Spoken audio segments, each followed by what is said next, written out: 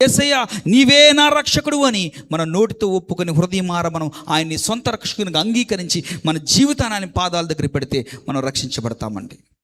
అంతేగాని హృదయం మార్పు చెందకుండా మనం నీళ్ళల్లో మునిగినా ఇంకేం చేసినా అది రక్షణ కాదు. రక్షణ రానే రాదు. ఎలా వస్తుంది రక్షణ? హృదయం మారాలి, హృదయం మారాలి, మనిషి మారాలి, మనిషిలో పరివర్తన రావాలి, మనిషిలో మార్పు చెందాలి. కానీ ఈ హృదయం ఎలాంటి తెలుసా? చంచలమైనటువంటిది. మనసు ఎంతో మోసమైనది, మాట వినదు, మారం చేస్తది, తనను తానే మరచిపోతది, ఎటులా స్థిర విశ్వాసి నగుదునో, ఎటులా స్థిర విశ్వాసి నగుదునో. మనసు ఎంతో మోసమైనది, మాట వినదు, మారం చేస్తది. నిజమే కదా? మనసు ఎంతో మోసకరమైనది. బైబిల్ అదే చెప్తుంది. హృదయం అన్నిటికంటే మోసకరమైనది, అది ఘోరమైన వ్యాధి గలది. చూసారండి, ఇదేంటిది? ఎందుకు పెట్టుకున్నాను? మసక వచ్చింది కంటికి రోగం వస్తే కంటి డాక్టర్ దగ్గరికి వెళ్తే ఇది ఇచ్చాడు ఆయన. సో మనకి ఈ లోకంలో అన్నిటికీ స్పెషలిస్టులు ఉన్నారు. గుండెకి ప్రాబ్లం వస్తే గుండె డాక్టర్ దగ్గరికి వెళ్తాం, కంటికి ప్రాబ్లం వస్తే కంటి డాక్టర్ దగ్గరికి వెళ్తాం, కిడ్నీకి ప్రాబ్లం వస్తే కిడ్నీ ప్రాబ్లం దగ్గరికి వెళ్తాం, బ్రెయిన్కి ప్రాబ్లం వస్తే బ్రెయిన్ డాక్టర్ దగ్గరికి వెళ్తాం. మరి మనసు పాడైపోతే, హృదయం పాడైపోతే ఏ డాక్టర్ దగ్గరికి వెళ్ళాలి? ఎవరు మారుస్తారు? నాకు తెలిసినటువంటి ఒక ఫ్రెండ్, నేను కాలేజీలో వర్క్ చేస్తున్నప్పుడు, ఇక్కడ విజయవాడ దగ్గర ఉషారాం అనే కాలేజీలో నేను వర్క్ చేస్తున్నప్పుడు ఒకసారి చెప్పాడు. బాగా తాగుడికి అలవాటు పడ్డాడంట ఆయన. వాళ్ళ వారి భర్త మొత్తం డబ్బులన్నీ పాడు చేస్తున్నాడు, భార్యని కొడుతున్నాడు, బిడ్డల్ని కొడుతున్నాడు, ఇంటిని పట్టించుకోవట్లేదు, డబ్బు పాడైపోతుంది, ఆరోగ్యం పాడైపోతుంది. ఒక రోజున ఏం చేశారంటే, ఎక్కడో ఆశ్రమం దగ్గరికి తీసుకువెళ్ళారంట. అక్కడ ఎంతో డబ్బులు కట్టారంట. డబ్బులు కట్టి తీసుకువెళ్ళారు, ఎందుకంటే తన భర్త మారిపోతాడేమో అని. అక్కడికి వెళ్ళిన తర్వాత యోగాసనాలు వేయించారంట, ఇంకేయో చేశారు, అది చేశారు, ఇది చేశారు. వారం రోజులు అయిన తర్వాత భార్య చూడటానికి వెళ్ళింది భర్తని. మాటలో మార్పు, తన యొక్క ప్రవర్తనలో మార్పు, అన్నీ అబ్బా నా భర్త మారిపోయాడు కదా అనుకుంది. మళ్ళీ నెల రోజులు అయిన తర్వాత డబ్బులన్నీ కట్టేశారు. నెల రోజులు ఉన్నాడు, మళ్ళీ ఇంటికి వచ్చాడు. ఇంటికి వచ్చిన తర్వాత ఒకరోజు బాగానే ఉన్నాడు, రెండో రోజు బాగానే ఉన్నాడు, మూడో రోజు స్టార్ట్ చేశాడు. ఆశ్రమంకి వెళ్ళక ముందు కంటే ఎక్కువ తాగాడు. ఆశ్రమంకి వెళ్ళి వచ్చిన తర్వాత వెళ్ళక ముందు కొట్టిన దానికంటే ఎక్కువ కొట్టాడు అంటండి. నిజం ఇది. నా ఫ్రెండ్ చెప్పిన మాట చెప్తున్నాను నీకు. ఎందుకని? మన బ్రతుకులను మార్చేది ఈ లోకంలో ఏది మార్చలేదు. ఈ హృదయం మార్పిడి జరగాలంటే కేవలము యేసు శిలువ రక్తము, యేసు వలన మాత్రమే అది జరుగుతుంది తప్ప మరి దేని వల్ల జరగదండి. ఎంతోమంది, ఒకప్పుడు నేను చాలాసార్లు మీకు నేను చెప్పే ఉంటాను, మీకు ఇదివరకు వాక్యం చెప్పినప్పుడు, స్టువర్ట్పురం అంటే దేనికి ఫేమస్ అంటే దొంగతనాలకి ఫేమస్. ఆ స్టువర్ట్పురంలో ఉన్నటువంటి వారి ట్రైన్లో వెళ్ళేప్పుడు ఆ దొంగలంట, వాళ్ళు ఎంత ప్రొఫెషనల్ అంటే నీకు చెప్తారంట దొంగతనం చేస్తానని. మనం అనుకుంటాం ఈడేం చేస్తాడులే అనుకుంటామంట. ఆడేం చేస్తాడంటే మనకి చెప్పి దొంగతనం చేసే అంత ప్రొఫెషనల్ దొంగలు వాళ్ళు. కానీ అక్కడికి ఒక తల్లి వెళ్ళింది, దేవుని స్వార్థను ప్రకటించింది. ఆ స్టువర్ట్పురం ఏమైపోయింది తెలుసా? స్వార్థపురం అయిపోయింది. చప్పట్లు కొట్టి దేవుని నామని మహిమపరచండి. ఒకప్పుడు నేను కూడా క్రైస్తవ కుటుంబంలో పుట్టిన వాడిని అండి. చాలా మంచివాడిగా కనబడేవాడిని. మా ఫ్రెండ్స్, మా చుట్టుపక్కల అనుకునేవారు పుడితే ఇలాంటి కొడుకే పుట్టాలనుకునేవాడు. సండే స్కూల్లో ఫస్ట్, చాలా ఒబీడియంట్గా ఉండేవాడిని, స్కూల్లో బాగా ఫస్ట్ వచ్చేవాడిని, స్కూల్లో చాలా బాగా చదివేవాడిని, అన్నీ బాగుండే. కానీ అనంతరంగంలో ఉన్నటువంటి పాపము నాకు దేవుని తప్ప మరి ఎవరికి తెలియదు. నా చూపుల్లో పాపం, నా ప్రవర్తనలో పాపం. నేను అలవాట్లు చేసుకున్నాను. యవనస్తుడిగా ఉన్నప్పుడు తల్లిదండ్రులు డబ్బులు పంపిస్తే చదువుకోమని ఆ డబ్బులన్నీ పాడు చేసి సినిమాలకి, లోకంలో ఉన్నటువంటి భ్రష్టత్వానికి అప్పచెప్పుకొని నీచుడిగా బ్రతికిన నన్ను ఎవరు రక్షించారు? ఏది రక్షించబడింది? ఒక్క యేసు ప్రభువు వారు మాత్రమే నన్ను రక్షించారు. సో సాల్వేషన్, రక్షణ ఎక్కడొస్తుందంటే సిలువ దగ్గర మాత్రమే వస్తుంది. సిలువ దగ్గర మాత్రమే వస్తుంది. చెప్పాను కదా, క్రాస్లో CROS అయిపోయింది. ఎస్ అంటే సాల్వేషన్. రెండవది శాంటిఫికేషన్. రెండోది ఏంటండి? శాంటిఫికేషన్ అంటే శుద్ధీకరణ. చెప్పండి, శుద్ధీకరణ. మొదటి యోహాను రాసిన పత్రిక 1వ అధ్యాయము 7వ వచనం మనందరికీ సుపరిచితమైన వాక్యమే. యేసు రక్తము ప్రతి పాపముల నుండి మనల్ని ఏది మనల్ని పవిత్రులు చేస్తుంది? యేసు యొక్క రక్తం మనల్ని పవిత్రులుగా చేస్తుంది. జాగ్రత్తగా వినండి. మనము ఎవరైనా ఒక వ్యక్తి పని నిమిత్తమో ఉద్యోగరీత్యో 3 ఊర్లు తిరిగాడు. పొద్దున్నే వెళ్ళి రాత్రి 10 గంటలకు వచ్చాడు ఇంటికి. ఏం చేస్తాడు అతను? 3 ఊర్లు తిరిగాడండి, దుమ్ములో తిరిగాడు, అటు తిరిగాడు, ఇంటికి వచ్చిన తర్వాత ఏం చేస్తాడు? స్నానం చేస్తాడు కదండి. ఏం చేస్తాడు? స్నానం చేస్తాడు. ఎందుకు స్నానం చేస్తాడు అంటే, ఎందుకు స్నానం చేస్తాడు? ఒంటి మీద ఉన్నటువంటి దుమ్ము ధూళి అంతా పోవటం కోసం. అంటే నీటికి ఉన్నటువంటి గుణం ఏంటంటే శుద్ధి చేస్తుంది. ఏం చేస్తుంది? మనం నడుచుకొని వెళ్తున్నప్పుడు మన కాళ్ళకి ఏదైనా అశుద్ధమైంది, మన చెప్పులకి ఏదైనా తగిలింది అనుకోండి, మనం వెంటనే ఏం చేస్తాం? వాటిని కడుగుతాం. దాన్ని ఏం చేస్తామండి? అంటే నీటికున్న గుణం ఏంటి? శుద్ధి చేస్తుంది కదా. ఈ శారీరకంగా నీటికి ఉన్నటువంటి గుణం చేత మనం ఒంటి మీద పడినటువంటి దుమ్ము కానీ మన చెప్పులకు అంటుకున్నటువంటి అశుద్ధం ఏదైనా కడగబడుతుంది కదా. మన హృదయంలో ఉన్నటువంటి ఈ పాపపు నీచిపోవాలంటే మరి దేంతో కడగాలి? అది దేనితో శుద్ధి అవుతుంది అంటే, లేఖనం చెప్తున్నటువంటి మాట ఏంటంటే, యేసు రక్తము ప్రతి పాపం నుండి మనల్ని పవిత్రులుగా చేస్తుంది. యేసు రక్తం ఎక్కడ కార్చాడు? ఆయన సిలువలో ఆయన రక్తం కార్చాడు. సిలువలో ఆయన రక్తం కార్చడం వల్ల మనకు శుద్ధీకరణ జరిగింది. సో మనం ఎప్పుడైనా పాపం చేసినప్పుడు, మన మనస్సాక్షి మన మీద దోషారోపణ చేస్తూ ఉన్నప్పుడు, మనం సిలువు దగ్గరికి వెళ్ళినప్పుడు ఆ సిలువులో మనము ఏమవుతుంది? మన పాపాలకు ప్రాయశ్చిత్తం జరుగుతుంది, మన పాపాలకు మనకు శుద్ధీకరణ జరుగుతుంది. అందుకే చూడండి, దోషము చేసిన నేనే కదా, మోసముతో బ్రతికిన నేనే కదా, దోషము చేసినది నేనే కదా, మోసముతో బ్రతికిన నేనే కదా, మోసితివానా పాపభరం, మోసితివానా పాపభరం, బాసిల్లెను సిలువను పాపక్షమా, యేసు ప్రభుని దివ్యక్షమ, బాసిల్లెను సిలువను పాపక్షమా, కలువరిలో నా పాపము పొంచి సిలువకు నిన్ను ఆహుతి చేసే, కలువరిలో నా పాపము పొంచి సిలువకు నిన్ను ఆహుతి చేసి, కలుషహరా కరుణించితివి, కలుషహరా కరుణించితివి, వాసిల్లెను సిలువలు పాపక్షమా, యేసు ప్రభుని దివ్యక్షమ, వాసిల్లెను సిలువలు పాపక్షమా. హల్లెలూయా. సిలువలో ఆ ఎక్రోనం మనం తీసుకుంటే C for Christ love and compassion, అంటే దేవుని ప్రేమ, అలాగే దేవుని దయ. రెండోది మనం చూస్తున్నట్లు ఆర్ అంటే రిడెంప్షన్, మూడోది ఓ అంటే ఒబీడియన్స్, నాలుగోది S for salvation and sanctification, చివరిది ఏంటి అంటే ఎస్ అంటే సక్సెస్. ఎస్ అంటే ఏంటండి? దానికి మరొక పర్యాయ పదం ఏంటంటే విక్టరీ, విజయము. చూడండి, మనము 7 మాటలు సిలువలో పలికినప్పుడు ఒక మాట మనందరికీ తెలిసినటువంటి మాట ఏంటంటే సమాప్తమైనది. ఏమిటదండి? యోహాను సువార్త 19:30 అంటాడు ఆయన, సమాప్తమైనది అంటే అర్థం ఏమిటంటే సిలువ ఓటమిలా మనకు కనిపించవచ్చు, కానీ అది విజయము. అంతేనండి? సిలువ అంటే ఎలా కనబడుతుంది మనకి? ఓటమిలాగా అనిపిస్తుంది. రోమీలకు ఓటమిలాగా ఉంది, యూదులకు ఓటమిలాగా ఉంది. అక్కడికి వచ్చిన వారందరికీ కూడా చాలా మరి బాధతో, వేదనతో, ఓటమితో కృంగినటువంటి స్థితిలో ఉంది. కానీ సిలువ ఏంటది? విజయము. అందుకే మూలవాక్యం ఇందాక చదివించినప్పుడు చెప్పబడిన మాట, రక్షించబడుచున్న వారికి దేవుని శక్తి.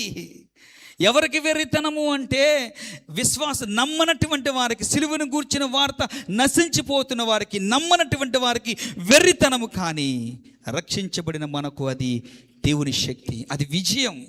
ఈ విజయం దేని మీద విజయం అంటే పాపం మీద విజయం, సాతాను మీద విజయం, మూడవది మరణం మీద విజయం. దేని మీద అండి విజయం? ఈ భూమి మీద మనిషి దేనికైనా భయపడతాడో లేదు, కానీ ఒక విషయానికి మాత్రం ఖచ్చితంగా భయపడతాడు. ఏంటది? మరణ భయం.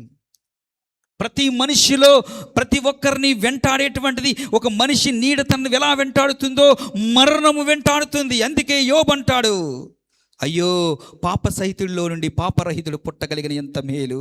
ఎందుకన్నాడు ఆ మాట? ఎందుకంటే ఆ అధ్యాయం మధ్యలోకి వెళ్తే మీకు అర్థమవుతుంది. మరణించిన తర్వాత మనిషి కదులుతాడా? మరణించిన తర్వాత మనిషి మరి బ్రతుకున్నదా? మరొక జీవితం ఉందా? మరణించిన తర్వాత మనిషి జీవిస్తాడా అని ప్రశ్నలు వేసుకున్న ఆయన ఈ ప్రశ్నలన్నింటికి సమాధానంగా ఆయన ఏమంటున్నాడంటే, పాప సహితుల్లో నుండి పాపరహితుడు పుట్టగలిగిన ఎంత మేలు. అంటే పాపం చేసేవారిలో నుండి పాపం లేనివాడు పుట్టగలిగితే ఈ మరణం నుంచి విడిపించగలడు, ఈ మరణం యొక్క ముళ్ళును విరవగలడు కదా, ఈ మరణం నుంచి తప్పించేవాడు ఎవరున్నారు అని ఆక్రోశించాడు యోబు. తనకు అర్థమైంది ఆ మరణం నుంచి విడిపించేవాడు యేసు ప్రభువారని. జాగ్రత్తగా వినండి. రోమిలికి రాసిన పత్రిక, నేను ముగిచేస్తాను, చివరికి వచ్చాను. రోమిలికి రాసిన పత్రికలో ఒక మాట ఉంటుంది, పాపం వల్ల వచ్చే జీతము మరణము. ఇక్కడ ఎవరైనా పని చేసుకునే వాళ్ళు వెళ్తే డైలీ వేజెస్ ఉన్న వాళ్ళు ఉదయం నుంచి సాయంత్రం కష్టపడంగానే సాయంత్రం వరకు ఏమి ఇస్తారంటే కూలి డబ్బులు ఇస్తారు, వేజెస్ అంటాం దాన్ని. పాపం వల్ల వచ్చిన జీతం ఏంటి? మరణం. 3 రకాలైన మరణాలు ఉన్నాయి బైబిల్లో. ఎన్నండి? చెప్పాలి ఎన్ని ఉన్నాయి? 3 రకాలైన మరణాలు ఉన్నాయి. మొట్టమొదటి మరణం ఏంటంటే స్పిరిచువల్ డెత్. ఇది ఇమీడియట్గా కలిగేటువంటిది. స్పిరిచువల్ డెత్ అంటే ఎప్పుడైతే మనం పాపం చేస్తామో ఆ పాపం వల్ల దేవునికి మనకి మధ్య ఏమొస్తుంది? ఎడబాటు వస్తుంది, సపరేషన్ వస్తుంది. తప్పుపోయిన కుమారుడు ఇంటి దగ్గర ఉన్నప్పుడు తండ్రితో ఉన్నాడు. పనుల కంటే శ్రేష్టంగా ఉంది తన పరిస్థితి. తన ఇంట్లో పనుల పనే శ్రేష్టంగా ఉంది. తండ్రిని ఎప్పుడైతే విడిచిపెట్టేశాడో, ఎందుకని? పాపం వల్ల సపరేషన్ వచ్చింది, దూరంగా వెళ్ళిపోయాడు. సో మొట్టమొదటి మరణం ఏంటంటే స్పిరిచువల్ డెత్, అంటే ఆధ్యాత్మికమైన మరణము. ఇది ఇమ్మీడియట్గా వచ్చేది. ఎప్పుడు అంటే మీరు కావాలంటే జెనెసిస్ అంటే ఆదికాండము 2వ అధ్యాయం 17వ వచనం చూస్తే అక్కడ చూడండి. 2:17 ఒకసారి చదవండి. ఆదికాండము 2వ అధ్యాయం 17వ వచనం. ఆదికాండము 2:17.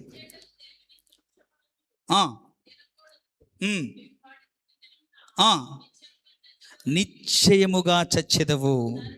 చాలు అండి. ఆ తినకూడనటువంటి వృక్ష ఫలములు తింటే ఏమవుతారంట? నిశ్చయంగా చనిపోతామండి. చనిపోయాడు ఆదాము తిన్న తర్వాత? అవ్వమ్మ చనిపోయిందా? చెప్పాలి. స్పిరిచువల్గా చనిపోయారు వాళ్ళు.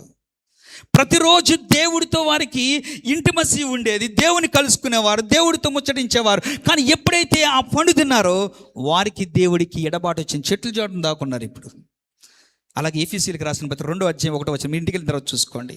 మన అపరాధముల చేత పాపముల చేత మనం చచ్చిన స్థితిలో ఉన్నాము. అంటే చచ్చిపోవటం అంటే అది స్పిరిచువల్ డెత్ గురించి మాట్లాడుతుంది. సో పాపం వల్ల వచ్చే జీతం మరణము అంటే అది స్పిరిచువల్ డెత్, ఇమీడియట్గా వచ్చేటువంటిది. రెండోది ఏంటి తెలుసా?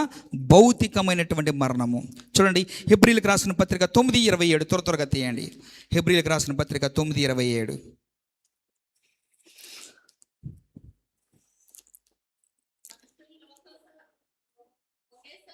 ఒకేసారి ఒక్కరు చదవండి. మృతి పొందవలనని. చాలు, ఒక్కసారే ఏం చేయాలంటే మనుషులు మృతి పొందవలని. ఇది ఫిజికల్ డెత్.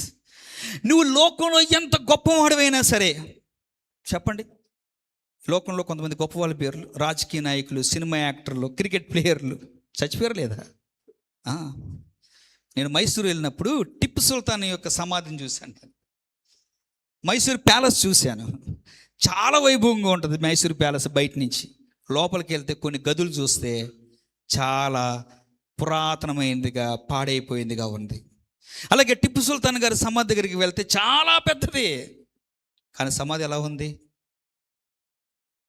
పాలరాయితో కట్టబడింది, కానీ లోపల ఏమీ లేదు.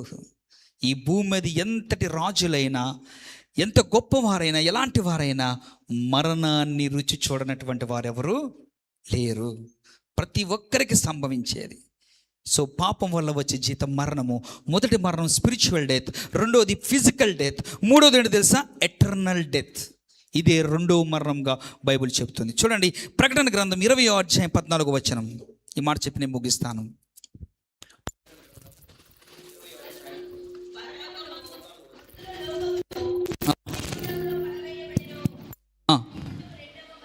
ఈ అగ్నిగుండము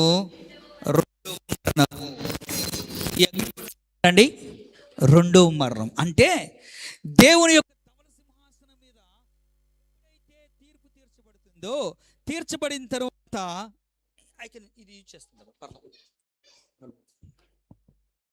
హలో, ఎప్పుడైతే ఈ ధవళ సింహాసనం మీద తీర్పు తీర్చబడుతుందో, దేవుని యొక్క జీవ గ్రంథంలో పేరు లేనటువంటి వారు ఎక్కడికి వెళ్తారు? అగ్నిగుండంలోనికి వెళ్తారు. ఇదే ఏంటంట? రెండవ మరణం. ఇప్పుడు చెప్పండి, మొత్తం ఎన్ని మరణాలు చూసాం మనం? 3 మరణాలు చూసాం. 2 మనం తప్పించుకోలేము. ఒకటి భౌతిక మరణాన్ని మనం తప్పించుకోలేము. రెండవది మన చేతిలోనే ఉంది. అదేంటది? ఆధ్యాత్మిక మరణం. అంటే దేవుడికి మనకి మధ్య ఆ ఎడబాటు రానవ్వకుండా మనం సిలువ దగ్గరికి వెళితే దేవుడికి మనకు వచ్చిన ఎడబాటు అనేటువంటిది పోతుంది. ఇక్కడ కాదు ఆ ఎడబాటు, రేపు పరలోకంలో కూడా ఆ ఎడబాటు పోతుంది. అంటే ఆ రెండవ మరణం నుంచి మనం తప్పించుకుంటాం. సో చివరి మాట, క్రాస్లో ఆఖరి మాట ఏంటని చెప్పాను? Success, victory. ఆ రెండవ మరణం నుంచి తప్పించాడు యేసుప్రభువు. సమాప్తమైనది. ఏవి సమాప్తమైంది? మానవులకి దేవునికి మధ్య ఉన్న అడ్డుగోడ తీసివేయబడింది. ఆ రెండవ మరణం నుంచి తప్పించడానికి దేవుడు తప్పించి ఆ పరలోకానికి మార్గాన్ని వేశాడు. నా ప్రియ దేవుని బిడ్డ, నేను క్లోజ్ చేస్తున్నాను. మీకు క్రాస్లో ఉన్నటువంటి 5 విషయాలు చెప్పాను. C for Christ love and compassion, R for redemption, O for obedience, S for salvation and sanctification, చివరిగా S for success or victory. అయితే చివరిగా ఈ సిలువ మన నుంచి ఏం కోరుకుంటుందో తెలుసా? మన నుంచి మన యొక్క ప్రతిస్పందనను కోరుకుంటుంది. ఈ సిలువ ఈ రోజున ఈ వాక్యం వినటువంటి మనందరి నుంచి కూడా ప్రతిస్పందన కోరుకుంటుంది. ఏంటో ప్రతిస్పందన? ఇంకా మనలో ఎవరైనా దేవుని సొంత రక్షకునిగా అంగీకరించకపోతే, ఒకవేళ సొంత రక్షకునిగా అంగీకరించి కూడా దేవునికి నమ్మకంగా బ్రతకకుండా ఇంకా దేవునికి విరోధంగా బ్రతుకుతున్నట్లయితే, ఇదే మిక్కిలి అనుకూలమైన సమయం. ఇదే రక్షణ దినము. దేవుడి దగ్గరికి వద్దాం, పశ్చాత్తాపడదాం, దేవుడి దగ్గరికి వద్దాం, దేవుని సిలువను విశ్వసిద్దాం, దేవునికి మన జీవితాన్ని సమర్పించుకుందాం. అప్పుడే సిలువ యొక్క నిజమైన అర్థాన్ని మనం గ్రహించగలము. తద్వారా సిలువ మన జీవితానికి విలువనిస్తుంది, సిలువ మన జీవితానికి అర్థాన్ని చేకూరుస్తుంది, సిలువ మన జీవితానికి నిండుదనాన్ని తీసుకొస్తుంది. దేవుడి మాటలు దీవించును కాక. చిన్న ప్రార్థన చేద్దాం. దయచేసి అందరూ కూడా కళ్ళు మూయండి. విన్న చాలా మాటలను బట్టి దేవుని వాక్యం మిమ్మల్ని సంధించినట్లయితే, దేవుని వాక్యం మిమ్మల్ని గనక స్పృశించినట్లయితే ఒక చిన్న మాట చెప్పు దేవునితో. దేవా, నిజమే ప్రభువా, సిలువ నాకు ఒక చిహ్నంగా మాత్రమే చూస్తే దానివల్ల నాకు ప్రయోజనం లేదు ప్రభువా. సిలువ చరిత్రలో జరిగిన ఒక సంఘటనగా నేను చూస్తే దానివల్ల నాకు ప్రయోజనం లేదు తండ్రి. నా క్రైస్తవ విశ్వాస జీవితానికి ఈ సిలువ ఒక గొప్ప తండ్రి విలువను తీసుకొచ్చింది ప్రభువా. తండ్రి, సిలువలో నీ ప్రేమ ఏంటో నేను అర్థం చేసుకున్నాను. సిలువలో నువ్వు ఎంత కరుణ గలవాడవో నేను అర్థం చేసుకున్నాను. ఈ సిలువలో ప్రభువా రిడెంప్షన్, విమోచన నేను చూశాను. ఈ సిలువల ద్వారా విధేయత అంటే ఏంటో నేను నేర్చుకున్నాను ప్రభువా. ఈ సిలువ ద్వారా మాత్రమే రక్షణ కలుగుతుంది. నేను పరిశుద్ధపరచబడతాను. ఈ సిలువే నా జీవితానికి విజయాన్ని తీసుకొస్తుంది. మరణం యొక్క ముళ్ళు విరిచేది ఈ సిలువే. ఈ సిలువ ద్వారానే నేను ఈ పాపపు ఇష్టమైన లోకాన్ని నుంచి ఆ పరలోక రాజ్యానికి నేను వెళ్ళగలననేటువంటి నిశ్చయతకు వచ్చాను అని మీరు ఎవరైనా అనుకున్నట్లయితే ఒక చిన్న ప్రార్థన చేయండి.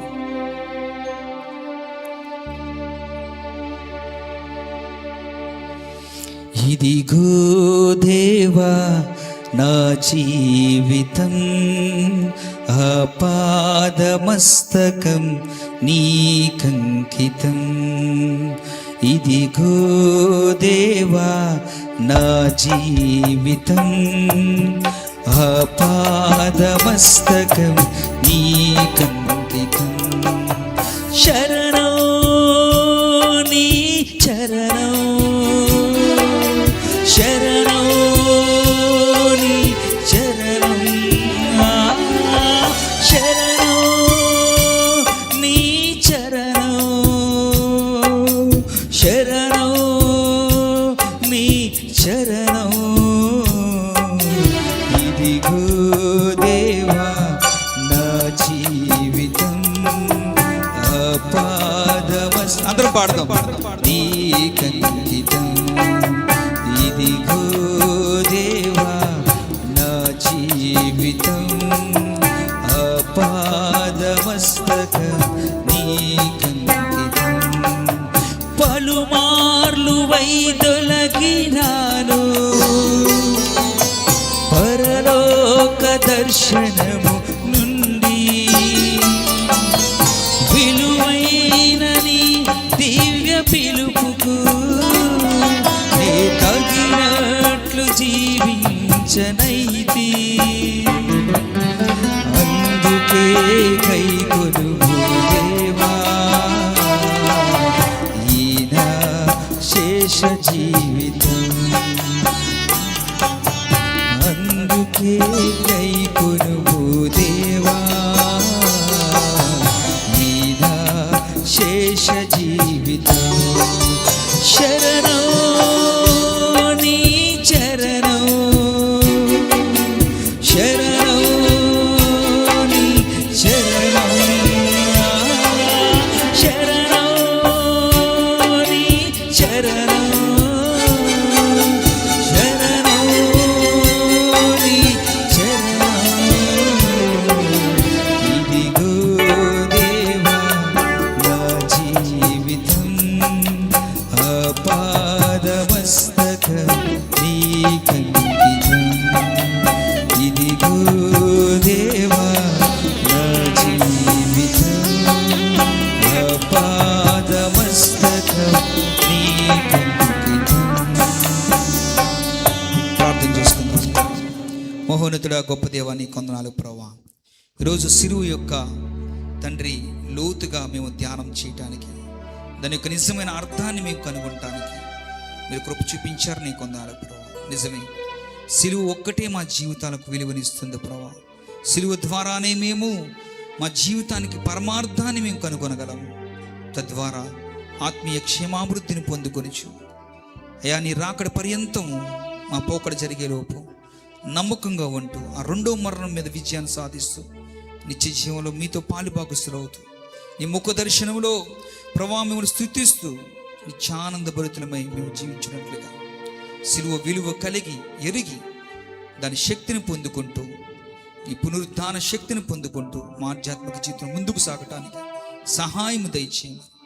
ఎంతమంది బిడ్డలైతే ప్రార్థించారో అందరిని మీరు దర్శించి మీ ఆత్మను క్రొమ్మరింపచేసి సంఘాన్ని ఉజ్జీవింపచేసి బిడ్డను మీరు దీవించి ఆస్వాదించి మహిమ పొందుకోము. యేసు నామములో అడిగి వేడుకొనుచున్నాము తండ్రి, ఆమేన్. అందరికీ వందనాలు.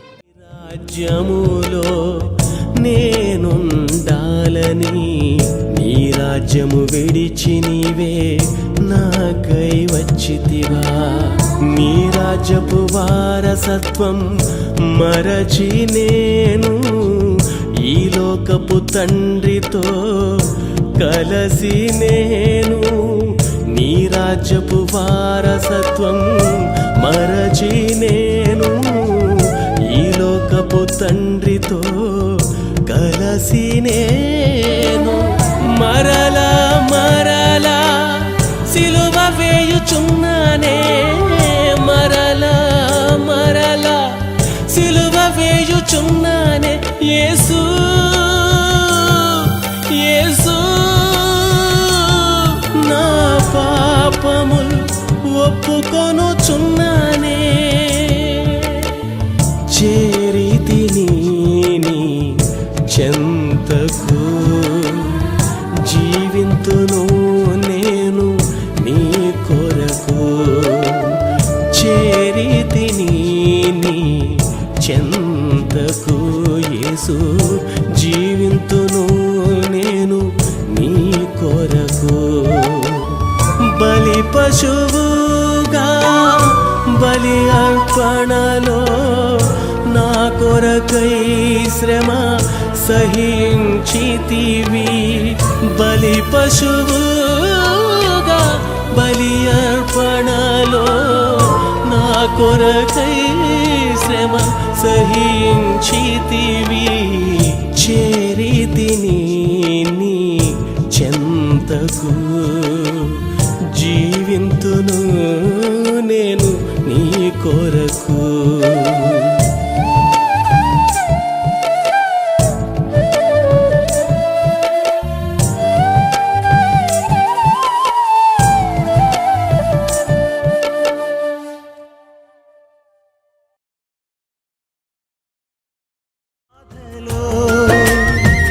నీ కృంగిన వేళలో నా తోడై ఉన్నావు.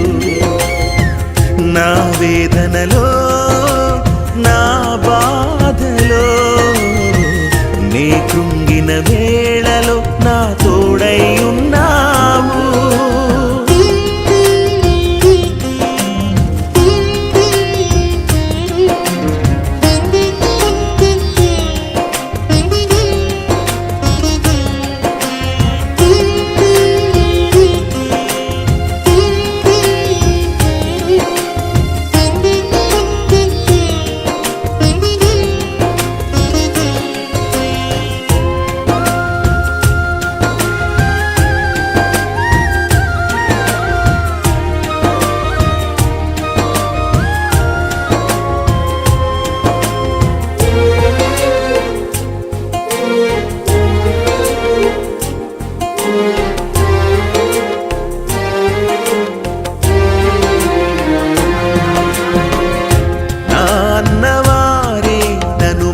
చారయ్యా, అయిన వారే నన్ను అపహసించినారయ్యా. నా కన్న వారిని నే కోల్పోయినా, నా స్వంత జనులే నన్ను నిందించిన. కన్నీటిని తుడిచి కౌగిలించినావు, కృప చూపి నన్ను రక్షించినావు. కన్నీటిని తుడిచి కౌగిలించినావు, కృప చూపి నన్ను